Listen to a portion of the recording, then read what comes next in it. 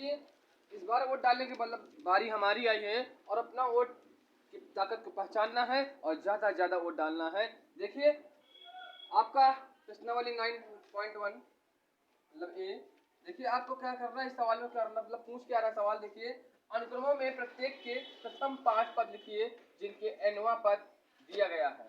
आपका जब nवां पद दिया गया हो तो आपको इन सवालों में करना क्या है। जैसे आपको पहला ए नंबर सवाल है, इस सवाल को लगाने से पहले आपको क्या करना है। देखिए सबसे पहले ए नंबर सवाल उठा लीजिए। an बराबर 3n प्लस का 1 अपॉन 5। हमको कितने पद निकालना है। सबसे पहले देखो पद कितने निकालना है, 5 पद निकालना है ना। तो आपको n बराबर बस उतने 1 से लेके 5 तक गिनती लिखनी है। कैसे सवाल लगाना, 1 2 3 4 5। अब आपका जहां n है वहां पर आपको बारी बारी इन संख्याओं को रखना है। ठीक है, बारी बारी इन संख्याओं को रखना है। सबसे पहले क्या करेंगे, an बराबर n बराबर 1 रखिए। पहले n बराबर 1 रखिए, किसमें रखना है, इसमें आपको। ठीक है, अब आइए रखते कैसे, a1 बराबर, तो आप a1 का मतलब होता है पहला पद। मतलब हमको 5 पद निकालने हैं। श्रेणी में कितने पद निकालने हैं, 5 पद निकालने हैं। अब हमको 5 पद निकालने हैं, तो पद को काहे लिखते हैं हम एबीसीडी में, किस संख्या से मतलब किससे प्रदर्शित करते हैं, ए से। पद को हम ए से प्रदर्शित करते हैं, तो a1 कामा a2 कामा a3 कामा a4 कामा हमको a5 निकालना है। ये निकालने हैं हमको। ठीक है, a1 बराबर आपको देखिए क्या निकालना, बराबर 3, बीच में कौन चिन्ह होता है, गुणा का। ठीक, n की जगह पहले क्या रखना है, 1 प्लस का 1, नीचे कितना है 5। a1 बराबर 3 एकम 3, 3 और 1 कितना होगा 4/5। आपका पहला पद कितना आ गया, 4/5। ये हो गया पहला पद। अब आइए दूसरा पद निकालते कैसे, n बराबर रखेंगे इतना 2। ठीक है, a2 हो गया, अब निकालेंगे भाई n बराबर 2 रखेंगे, तो a1 मतलब पहला पद हमारा आ गया। दूसरा पद निकालने के लिए क्या करेंगे, इसमें तो अब की बार 2 रखेंगे, तो 3 गुणे 2 प्लस का 1 नीचे 5। a2 बराबर 3 दूनी 6, 6 1 7, 7/5 आपका दूसरा पद आ गया, a2 आ गया। अब आपको a3 निकालना है, सॉरी तीसरा पद निकालना है, a3। तो अब की n बराबर कितना रखना पड़ेगा, 3 रखना पड़ेगा। तो 3 गुणे 1 प्लस का 1 और नीचे 5, तो a3 आपको निकल कितना आएगा, 3 एकम 3, 3 1 4, सॉरी अब की n कितना रखना पड़ेगा, 3 रखना पड़ेगा। 3 से 9, 9 1 10, 10/5। देखिए इसमें 5 से 10 कटेगा, 5 कम 5 5 दूनी 10। तो आपका a3 निकल के कितना आएगा, 2। a3 कितना निकल के आएगा, 2। अब आपको निकालना क्या, a4। a4 तो n बराबर आपको 4 रखना पड़ेगा, a4 निकल के आ जाएगा आपका 3 मल्टीप्लाई 4 प्लस का 1 अपॉन 5, 3 4 4 से 12, 12 13, 13/5। ये आपका आ गया चौथा पद। ठीक है, आइए a5। ठीक, n बराबर 5 रखना पड़ेगा आपको, n बराबर आपको 5 रखना पड़ेगा। तो 3 गुणे 5 प्लस का 1 नीचे कितना 5, a5 बराबर 5 से 15, 15 16, 16/5। आपके पांचों पद निकल आए। कौन कौन से, देखो a1 मतलब पहला पद कितना, 4/5, 4/5 कामा दूसरा पद कितना है, 7/5, तीसरा कितना है 2, चौथा कितना है हमारे पास 13/5 और पांचवा कितना है 16/5। हमें क्या करना था, nवां पद लिखना था। nवां पद हमने लिख लिया। उसके बाद आपको 5 पद तक का श्रेणी बनानी थी। 5 पदों तक हमने श्रेणी आपकी कंप्लीट हो गई। आइए अब इसका पहला हो गया, आइए दूसरा सवाल समझते हैं। ठीक है, इसको रेस करते हैं। देखिए इसी का बी नंबर सवाल। ठीक है, an बराबर n - 1 अपॉन n प्लस 1। करना क्या था, n बराबर आपको 1 2 3 4 5, क्योंकि n जो है श्रेणी हमको 5 पदों तक ले जानी, तो 5 तक रखना है आपको। an मतलब आपको क्या निकालना है, पद निकालना है। तो an बराबर n की जगह पहले क्या रखेंगे, 1 रखेंगे। स्टार्टिंग कहाँ से करेंगे, 1 से। ठीक है, सवाल हमारा ये है n की जगह क्या रखना है, 1 रखना है। 1 माइनस 1, नीचे कितना n आ गया, n का मान कितना 1 रखना, प्लस का 1 an बराबर, कहते हैं आगे कोई चिन्ह नहीं होता तो आगे होता कौन सा, प्लस का होता। प्लस माइनस में सेम संख्या आपस में कट जाती तो ऊपर बचा कितना 0, नीचे 1 1 2, और किसी भी संख्या को हम 0 से भाग करेंगे तो आंसर हमारा 0 आएगा। आपका a1 कितना आ गया, 0। अब हम n बराबर कितना रखेंगे, 2। ठीक है, तो a2 निकल आएगा आपका, मतलब दूसरा पद आएगा आपका। a2 क्या, दूसरा पद निकल आएगा। तो आपको n 2 माइनस 1 फिर 2 प्लस का 1, a2 2 में 1 कम कर देंगे तो 1 बचेगा, 2 1 3, आपका ये दूसरा पद आ गया आपके पास। फिर आपको n बराबर कितना रखेंगे, 3 रखेंगे, तो a3 निकल आएगा। 3 माइनस 1 3 प्लस 1, a3 कितना है आपका, 3 1 कम कर देंगे 2 बटे 3 1 4, 2 1 कम 2 2 दूनी 4, आपका a3 कितना निकल के आएगा, 1 बटे 2। अब n बराबर आपको 4 रखना है तो a4 निकल आएगा। 4 माइनस 1 4 प्लस 1, a4 बराबर 4 में 1 कम करेंगे 3 4 1 5, चौथा पद आपको 3 बटे 5 निकल आएगा। अब की n बराबर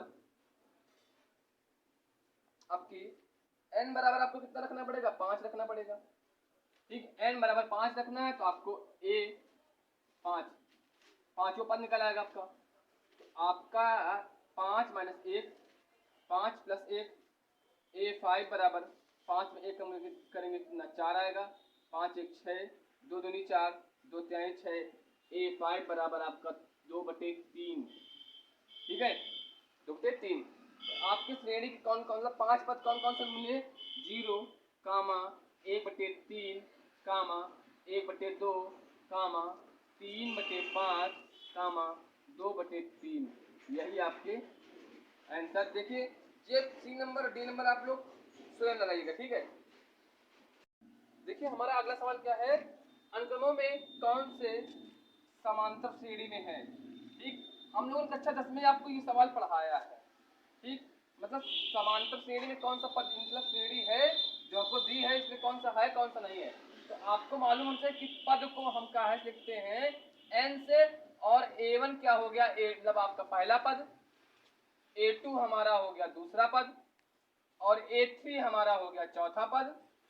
सॉरी, a1 हो गया पहला पद, a2 हो गया दूसरा पद, a3 हो गया आपका तीसरा पद, और a4 हो गया आपका चौथा पद। तो हमारी श्रेणी में कितने पद को कुल कितने दिए हैं, 1 2 3 4। आपका इससे पहला सवाल क्या है, 1 कामा 7 कामा 13 कामा 19 कामा डॉट डॉट डॉट। ठीक, तो आप मतलब आगे श्रेणी है। अब आपको चेक करना कि जो हमारे पास श्रेणी दी हुई है तो हमारी सर्वांतर श्रेणी में है कि नहीं है। तो इसको क्या करते हैं, आपको सर्वांतर मालूम होना चाहिए ना। सर्वांतर का लिखते हैं, आपको मैंने बताया था कैसे, डी से। तो डी निकालने का फार्मूला क्या होता है, डी निकालने का फार्मूला होता है a2 माइनस a1। ये हमारा डी निकालने का फार्मूला, इसको याद रखना।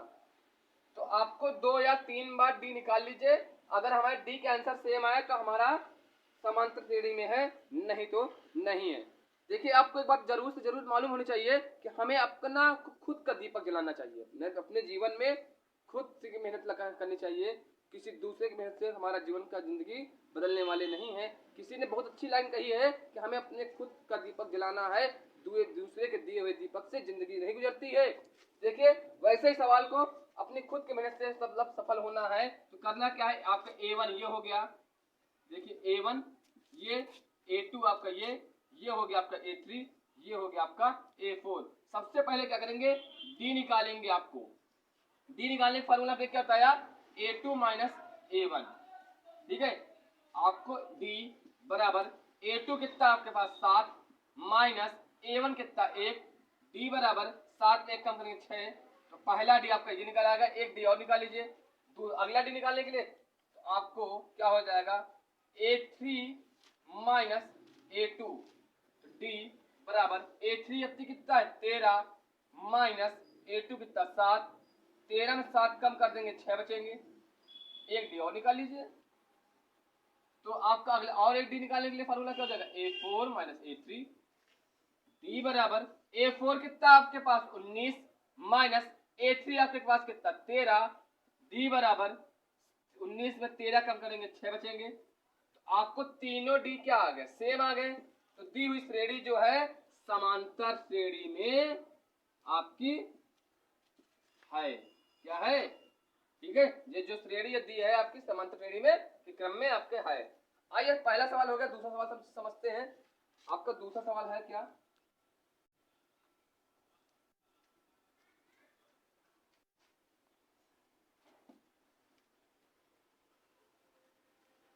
हमारा दूसरा सवाल है 10 कामा 8 कामा 6 कामा 4 डॉट डॉट डॉट डॉट, ठीक है।